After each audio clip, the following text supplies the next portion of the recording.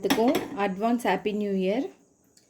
Night tiffin, அதாவது இன்னையோட இயரோட last. இன்றைக்கி என்ன செய்ய போகிறேன்னா உப்புமா தான் செய்ய போகிறேன். செஞ்சிருவோமா? முதல்ல இந்த ரவையை வறுத்துப்போம். அடுப்பை பற்ற வச்சுக்கிறேன். ரவையை நல்லா அழகாக வறுத்து எடுத்துப்போம். இந்த ரவையை பார்க்கும் போதெல்லாம் எனக்கு பாவமாக தான் தெரியும். ஏன்னா என் கையில் இது கஷ்டப்படுறதே அப்படின்னு சொல்லிட்டு, இருந்தாலும் நான் செஞ்சு தானே ஆகணும். உப்புமாவா அதான். அதுக்குள்ளே பக்கத்தில் இவ்வளோ சின்ன வெங்காயத்தை கட் பண்ணிவிடுவோம். வெங்காயத்தை ஃபைனலாக கட் பண்ணி கழுவிட்டேன். இப்போ ரவையும் நல்லா வறுத்துருச்சு. இது இன்னொரு பக்கமாக எடுத்து வச்சுட்டு, இப்போ நம்ம கடகடன்னு இதுக்கு என்ன தேவைப்படுதோ அதெல்லாம் எடுத்து வச்சிடலாம். இப்போ இது அழகாக குட்டி குட்டியாக கட் பண்ணி இப்படி எடுத்துக்கலாம். கடுகு வச்சுக்கலாம், கடலைப்பருப்பு போட்டுக்கலாம், வரமிளகாய் போட்டுக்கலாம், ஒரு சின்ன பீஸ் இஞ்சியும் கட் பண்ணி வச்சுக்கலாம். நான் உப்பு மறந்துடுவேன், அதனால் டப்பாவோடு எடுத்து வச்சுக்கிட்டேன். இது எல்லாத்தையும் போட்டேன்னா இப்போ திருப்பி வெறும் சட்டியை பற்ற வச்சுட்டு அப்படியே எண்ணெயை நம்ம மலை சாரல் மாதிரி ஊற்றி விட்டுருவோம். இந்த எண்ணெய் போதும்.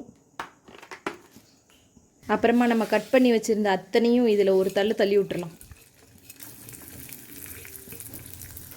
அச்சோ, வரமிளகாவை பிக்காமே போட்டுட்டேனே. சரி, எடுத்து பிச்சு போட்டுடுறேன். சூடு ஏறல. நல்லா இதை வணக்கி விட்டுடலாம். இங்கே பாருங்கள், இப்போ நல்லா கோல்டன் ப்ரௌனாக வந்துருச்சு. உப்புமா கண்டிப்பாக தண்ணி தேவையில்லை, அதனால் தண்ணியும் நம்ம இதில் ஊற்றிக்கலாம். எல்லாமே கரெக்டாக தான் செய்வேன், ஆனால் என்ன தான் அதில் தப்பு பண்ணுவோனோ தெரியாது. மறக்காமல் உப்பையும் போட்டுடுறேன். நான் உப்புமாவுக்கு தேவை உப்பு போட்டேன். எப்போவுமே இயர் ஸ்டார்டிங்கில் நல்லதாக சாப்பாடு செஞ்சு சாப்பிடுவோம். எண்டாக போகுது, அதனால இன்றைக்கி நான் உப்புமா செய்கிறேன்.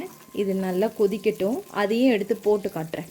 இப்போ நல்லா சலசலன்னு இப்படி கொதிச்சிருச்சா, இப்போ நான் இதை இங்கேருந்து கொட்டுறேன். இப்போ தான் எனக்கு ஒரு டவுட் வருமே, எல்லாரையும் மாதிரி தானே நான் இதே மாதிரியே செய்கிறேன், அப்புறம் ஏன் எனக்கு மட்டும் கல்லுக்கல்லாக வருதுன்னு தெரியல. பார்த்துட்டு சொல்லுங்கள்.